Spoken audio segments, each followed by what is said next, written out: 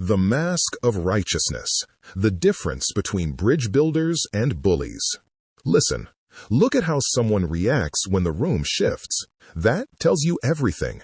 When beliefs change, cultures evolve, and traditions get pushed around, people panic. But real strength doesn't look like panic. A grounded person meets that kind of friction with calm.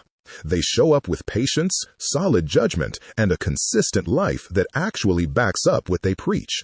In James chapter 3, verse 17, that exact mindset gets called out. Wisdom from above is pure, peace-loving, considerate, full of mercy and good fruit, completely impartial. They don't have to bully anyone into agreeing with them. Their character does the heavy lifting. That same posture shows up in the Quran, specifically Surah An-Nahl 16-125, which says to invite people with wisdom and good instruction and to argue with them in ways that are best. It's about composure, not ego. Then you have the other crowd, the ones who feel threatened by the slightest change in the air. You spot them immediately by the vitriol, the sneering, the casual cruelty, the barely hidden threats disguised as righteousness. It's always dressed up as defense. They claim they're just protecting the truth, protecting the tribe, protecting whatever banner they decided to hoist that week. But pull back the righteous disguise, and it's just naked survivalism. The old destroy them before they destroy us mentality. Pure social Darwinism wearing a holy mask. Watch the language they use.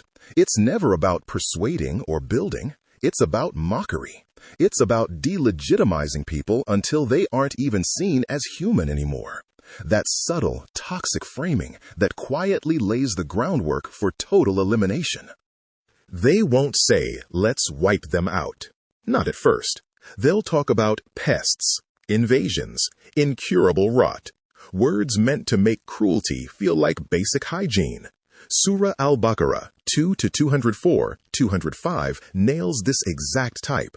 Someone whose speech sounds pleasing, who calls God to witness what is in their heart, yet they are the fiercest of adversaries, working to cause corruption and destroy everything around them the second they turn away. Real faith doesn't need that garbage. If your core conviction relies on humiliating your neighbor to survive, it wasn't much of a conviction to begin with. Truth can take a punch. It doesn't need you to pull a knife in the dark. The contrast is wild once you start paying attention. One side responds to disagreement with open doors and difficult, steady conversations. The other side relies on intimidation tactics and mob mentalities to keep people in line. Real faith doesn't need that garbage. If your core conviction relies on humiliating your neighbor to survive, it wasn't much of a conviction to begin with. Truth can take a punch. It doesn't need you to pull a knife in the dark. The contrast is wild once you start paying attention. One side responds to disagreement with open doors and difficult, steady conversations. The other side relies on intimidation tactics and mob mentalities to keep people in line. Real faith doesn't need that garbage. It comes down to what you actually believe about human beings. Do you see people as souls worth reaching, or as competition you have to crush?